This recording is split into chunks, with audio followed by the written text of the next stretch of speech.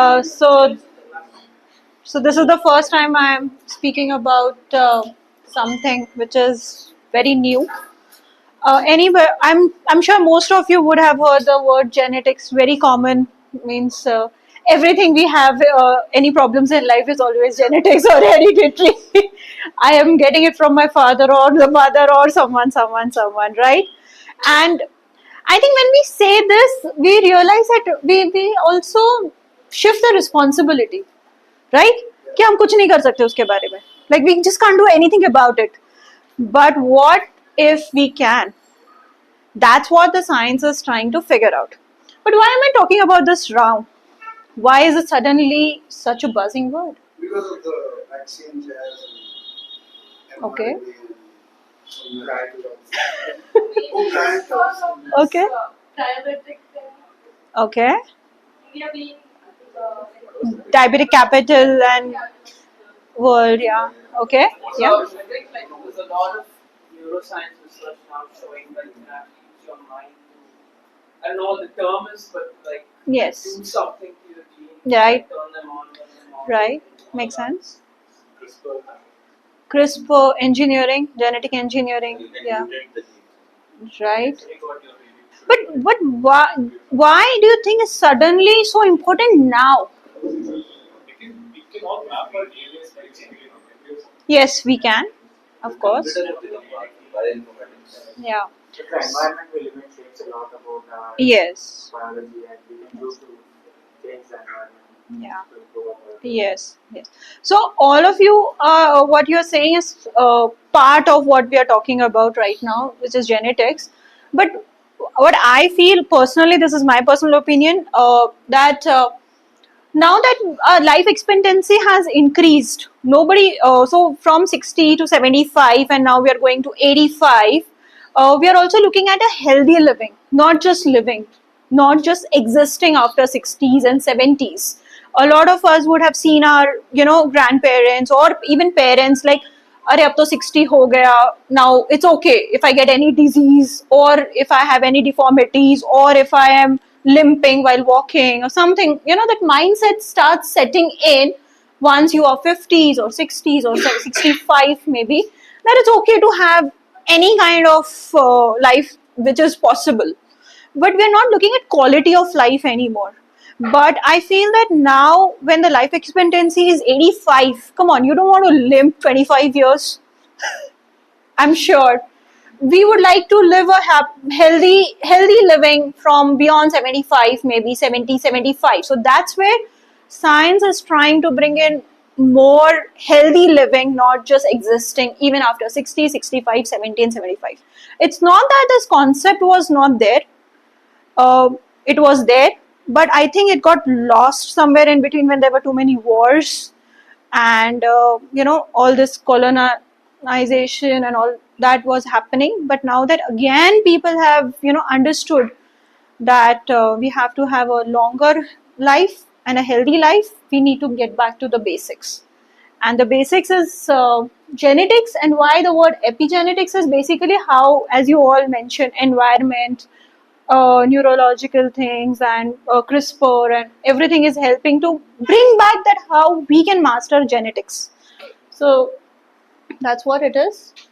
Epigenetics is nothing but how the environment and other things affect our DNA sequencing.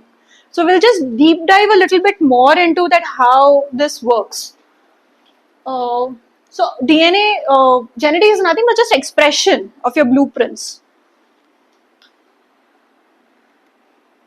So the three major things which I think so we all know, which affects our genetics, is diet, stress and toxins. Any idea that how diet or stress or toxins are working and changing the DNA? Anybody? No idea? It's all... I think to a large extent we are facing the large mental health situation is due to the low nutrients in our diet. That's Right. one large thing. The increased levels of stress. Yes. And of course all the microplastics stuff. Absolutely. Right. Right. So I'm guessing all three are there. All three are present and all three are at high levels right now. All three are exploding. but how they actually translate into affecting our DNAs. Increasing usage of carbs and sugar leads to insulin resistance, which is a metabolic disorder. Right. So that's what causes Yeah. diabetes, which is at a cellular level. Right. Right. The mitochondria level, it goes until the, yes. Yes. Yes, mutations, yes. Biochemical reactions, of course. So what happens is basically, as we know that DNA structure is a helix. So a lot of useful DNAs get mutated when we have stress, diet, unregulated diet, stress, and toxins. So these chemicals get constantly leached in the body constantly. It will not happen on one day. Continuously, when there is stress, there will be some hormones which will be released. When the diet is not right for years together, there will be some kind of hormones or some kind of toxins will be released in the body, and then the DNA starts absorbing it and says, "अरे यार ये तो ऐसे ही होने वाला है, so let me mute something." And it starts adjusting itself, and over a course of time, the DNA changes. That's how it works. So when it changes, what it causes is aging, faster aging. It also causes neurological disorders as well. It also causes metabolic diseases and of course cancer as well, because some parts of the DNA has got changed in the sequence because of any of those three reasons that we saw. And now they have lost certain tendencies. The cell has a tendency that when it comes in contact with another cell, it has to stop the growth. That is one of the major cellular properties. In cancer, what happens? They lose this property. So technically, we all carry the risk in ourselves. All the cells have this basic property that when the cells are growing in a tissue, as soon as they feel, suppose there's a glass. Imagine there's a glass and there's one cell. It's growing, growing, growing, growing. Once the whole glass is filled and all the cells are touching each other, they will know that now there is no more space. So they stop multiplying. What happens in the cancer cells? They lose this property because of, again, the same things that we saw in the second slide, diet, toxins, and stress. So they lose this property, and then there is like uncontrolled growth, and then you have a lot of issues. So cancer is actually a very basic loss of property of the cells. Then metabolic, as we mentioned, diabetics and obesity, it's a very cellular level thing. So if we just understand these basics, we will know the root cause of a major issues. We might be trying to treat it with medicines, with techniques which are just superficial. But if we understand a little basics of it, our lives can change manifolds. Like it can add years of healthy living, like up to 5 to 7 years of healthy living. Imagine you can walk up to the age of 70, 75. So it's a big thing. Small change can do that. So aging, because what happens is mainly the leg starts losing muscles. So if we just can make a small change to your diet, simple change, we will think that, okay, why do I make this change to my diet? Why do I make this? You might not understand it now, but you will have a very, very long-term view about it. Then you will figure out that how it is helping you in epigenetics. So aging, cancer, even neurological disorders, as you mentioned, a lot of minerals. Like for example, I myself have a story to say that I used to get a lot of depression or a very sort of like down, not feeling like working and all that. And my doctor just said that you start adding zinc to your diet. Just start having one small capsule of zinc. And the moment I started adding zinc, within like 15 days, for no reasons, my mood was okay. It was better.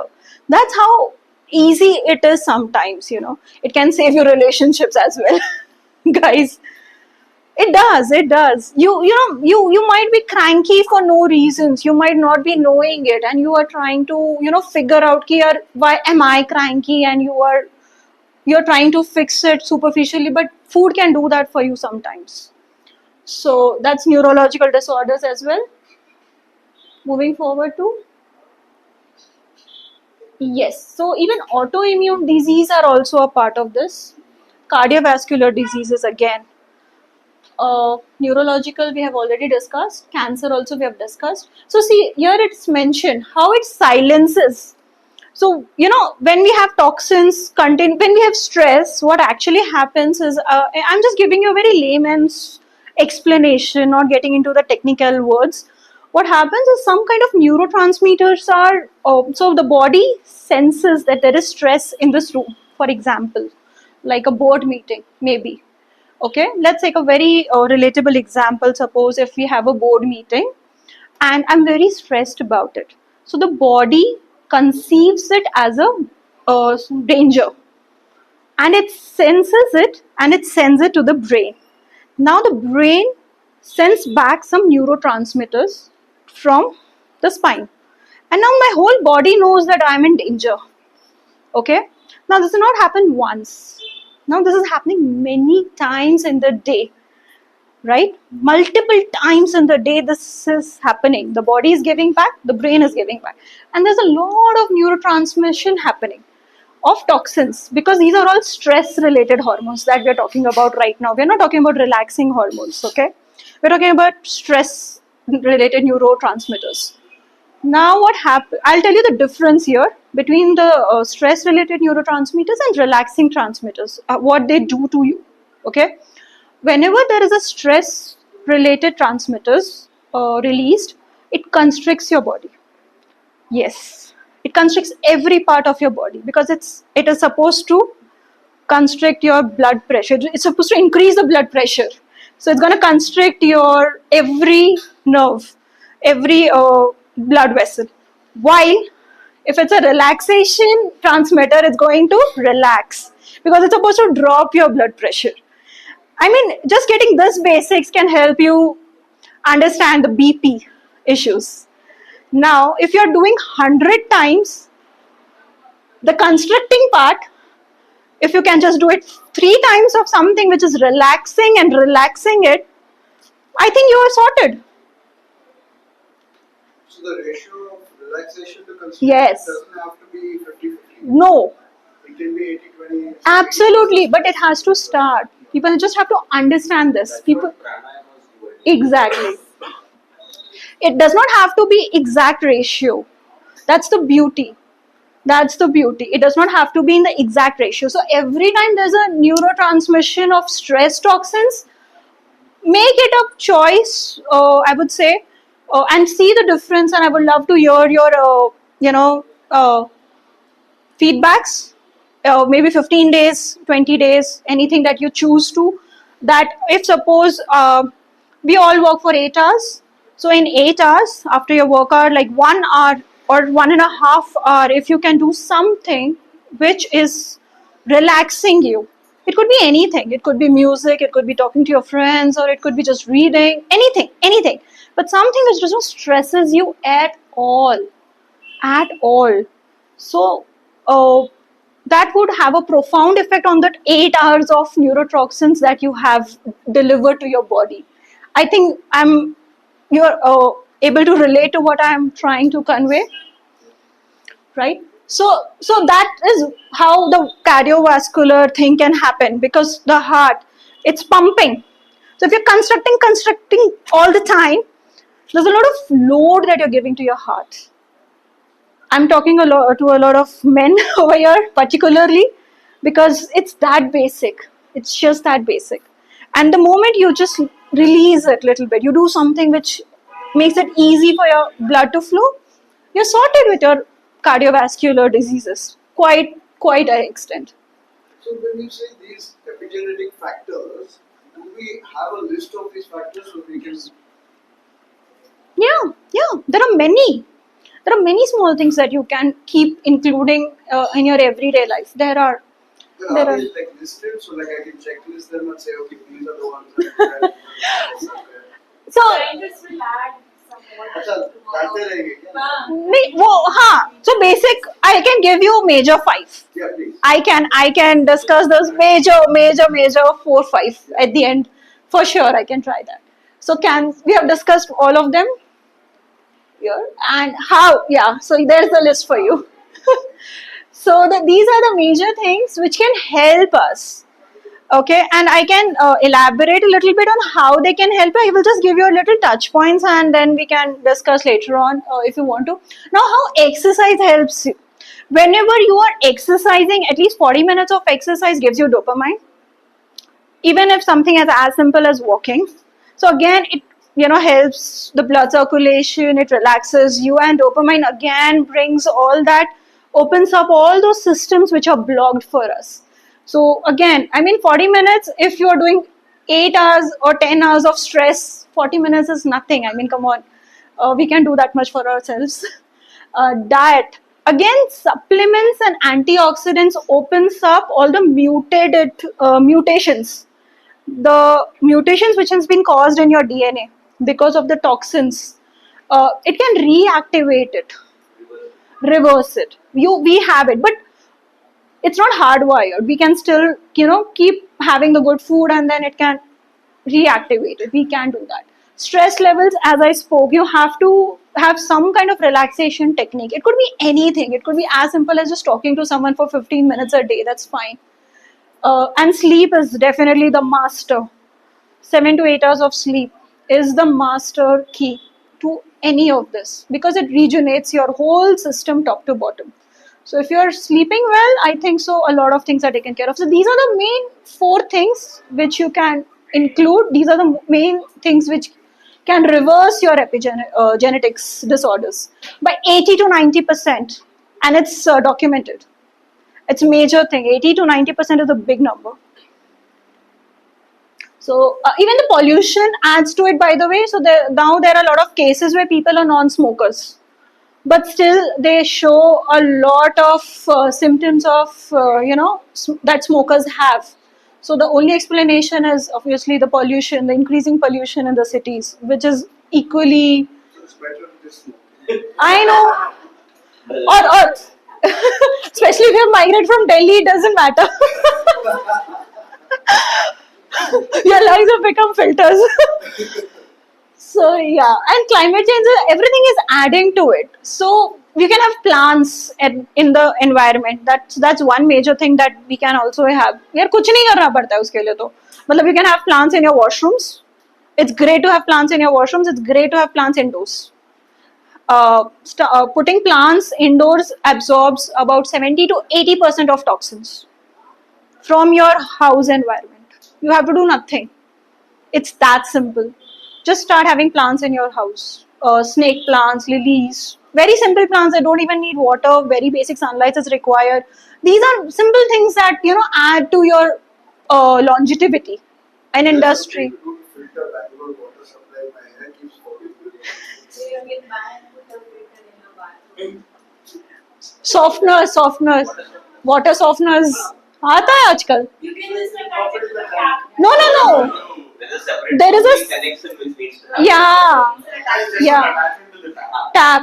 You can do that. Alum.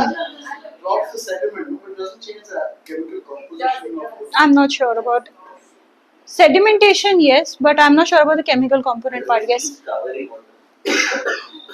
Okay. So this is the future. This is the last slide. Why epigenetics matters, because now people are trying to, because they've understood that the allopathy medicines, what they're trying to do is now it's out in the open to a lot of people, and they've started accepting also that it is pharma companies who are the only ones who are making money out of it. And now as people are evolving, they want targeted therapies. They understand that every person is different and they want targeted therapies. If I have a particular problem, my diabetes will be different from someone else's diabetes. So I want a targeted, a solution to it nowadays. So epigenetics really helps there. And again, it's inheritance. The family habits play a big role. So there have been a very interesting study, by the way.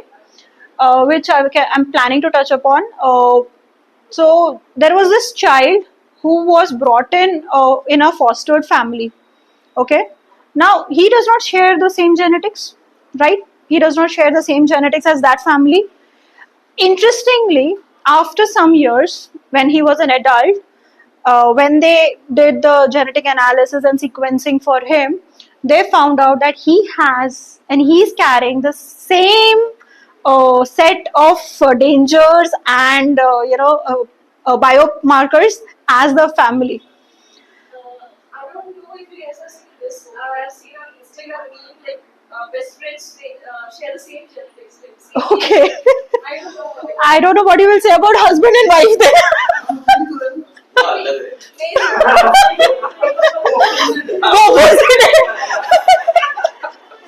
Very interesting. Now we have a reason to throw the young person out. You go sleep on the couch. Why? It's for genetics sake. वो repel कर रहा है. Okay, so that is because of this habits. So habits run into families and environments are one of the biggest. We always think that no, environment से कितना ही फर्क पड़ जाएगा. ऐसा नहीं है. It's not like that. Environment play a big role in our genetics as well. As This is the nature nurture. yes, nature nurture and also your habits, because that habits run in the family. It's a generational habit, food, sleep, everything. So it starts affecting your whole gene sequencing again. So definitely this environmental and personalized strategies. So people are looking for more personalized medicines. Nobody wants to have Calpol सबको चल जाएगा करके. Calpol is still there is, I don't know, there is something called herbal medicine. They Yes. say that it's the master medicine for everything. Yeah, yeah. My mom used to take, and one day I got fever. Then like very fast लेके आते हैं herbal ले दे ना fever से भी चला जाता. That's That to the market. Right. So I would like to know from you guys now that what do you think about this new field of science which is coming up? You find it exciting, or do you think it's empowering, or whatever your views are upon this? Yes. Please, it's okay. You can take chances one by one. Yeah, so I practice Kapalbhati and like our generation, not having a good discipline with it. But I clearly see it's not just my clarity of thoughts. Definitely, I saw a good relation. I had an appraisal discussion with my manager where I already had I want to fight. I was not happy.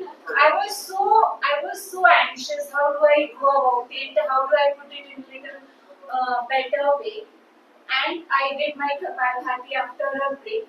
And after the session, I could all put my points properly. Again, I have this spondylosis issues. I'm an I keep very bad posture. So it keeps coming, and I took all physiotherapy, blah blah blah. I improved. Then I went back to the same state. This time I had very severe and all hands, everything pain. And the way it progressed, it was very clear that it's deferred pain. There is no correlation with any other physiology. I came back to my Kapalbhati. 5 days. I started walking in nature for approximately 2 kilometers, clubbed along with Kapalbhati, and you wouldn't believe I did nothing else, and my Fantastic. neck pain was gone. That's amazing. So I'm speaking from my personal experience, and this Kapalbhati is very similar to what Art of Living is teaching, Sudarshan Kriya. I find them very close. Even they claim rigorous benefits, but this is my personal experience. That advanced course is part of living, I can tell you. Basically, art of living, Nisha and everything basically moved from the Patanjali yoga. Yeah. Yes. So they are just offshoots of this thing. Like Yeah. as she said, even a few Kapalbhati, Anulom Vilom, this they call like some alternate cardiac breathing now in the scientific papers. So those all are the same thing. Like, it's all comes from the how you practice anything. So If you take one thing and stick to it. But Yeah. what I mean to say is, just like she said, the results are quite instantaneous to say. Without medicine, if you are able to see the result in some cases Yes. in a day and in some cases in 5. So it's no less than allopathy if you commit to it. Yes. And one more point I wanted to add, there is a favorite book of mine, I've discussed it on the group as well, Why We Sleep. Yeah. So there's an entire book on just sleep. Yes. So there the author has put one point, WHO has identified night shifts as potential carcinogen. Wow. Because you don't sleep well, you don't get the adequate sleep in that case. And WHO identifying It's a big study. They generally go for big study. studies. They go for big studies. You had something to add. I just wanted to say that it's empowering, and I think it's new to me to understand that there is something that can change, like in Wow. DNA. Wow. That's amazing. I don't know that we can get back to the positive state. Oh yeah, we can. We can. That's one reason why I wanted to bring this, because I'll give you two personal journeys. Once is my father-in-law suffered from a minor heart attack, which was all of a sudden, and outside, me and my partner was standing outside the doctor's cabin, and he was watching my partner like from top to bottom. He's like, "Sir, आप भी अपना test अच्छे से करा ही लो," because it's genetic. It's genetic. As if, and his tone was like, as if like you just can't do anything about it. It was disturbing to me personally. Like he was not, he was like, I can't offer much to prevent it. You will have it. It was more of that kind of tone, and it was disturbing to me. So that is one thing. Like that's how people talk to you when you go to hospitals or when you go to these places. I find it very depressing personally. They really they give you hope, but I feel it's very superficial. Personally, that has been my experience with them. And secondly, I myself had PCOS long back. Okay, and my doctors. I mean, I got a scan done once, and then he said, no, everything is fine, there is nothing wrong with you. And after 3 months I had an issue, and then I went back to him and it's like, listen, you just said everything is right, and then from 3 months I'm facing some challenges with my menstruation, and how do I, solve this? And what she just wrote, some kind of, the gynae just wrote me some pills, and she said, "Ye le lo, theek ho jayega." And when I went online and I checked, it was just a pill that would have given me my menstruation once.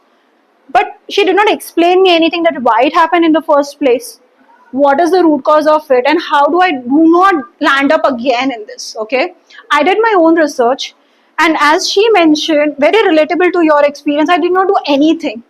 I did only one thing, that is, I started slow walking.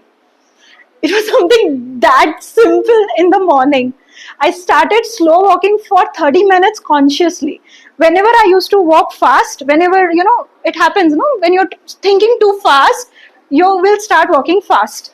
And I used to do like super slow walking, like very slow, consciously, so that my neurological pace becomes slow, and I send the body the signal that I am safe.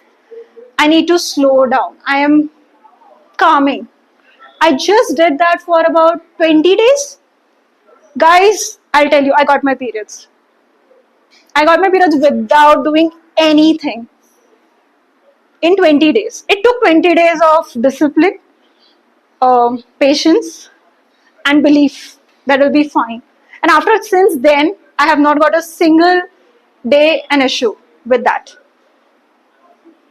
And PCOS, if you go today and search, it's such a big problem. I'm sure the ladies over here would vouch for it. It's totally a lifestyle disorder. It's not categorized in any way. Yeah, and imagine something as simple as just slow walking, because what it did to me, it just slowed down my neurological stress. The placebo effect is very important.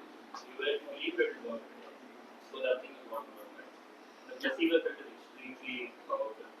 That still accounts for no more than 20%. This is like whatever extent you believe also doesn't give more than 20% impact on the outcome. But I'm curious in general, like all of this that you mentioned, you have given the individual agency. Where is science playing a role in all of this? Where is the system playing a role in all of this? And if you consider big pharma coming in, because we are not taking away scale from the system, right? You're saying this targeted medication, you're saying it's only going to be individual based. So everything that works at scale is threatened to an extent. Not Because now really. you can't put out a million packets Yes. of medication. Yes. Yes. Each person's medication. Absolutely. That's a Absolutely. lot. Wait, so I'm curious. Pharma lobby. Yeah. I think one slide is missing in this. Kya, methylation or something. Yeah. There's one slide, no, which was talking about the deletion part. What she was asking, no, that how it gets deleted. That one is missing. I was searching for that, and I think it's not there. Yeah, that one's. Yeah, that would have explained them that how it changes. I can put it in the group maybe. Yeah, I'll just put a snapshot and I'll explain it in that.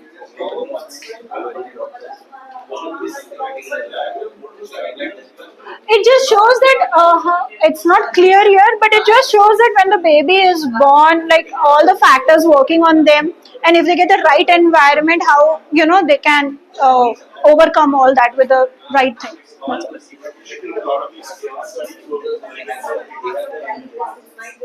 actually are the best examples of how the environment can Okay, guys. So just to conclude on this, I hope this was informative. At least I hope this was informative. Thank you.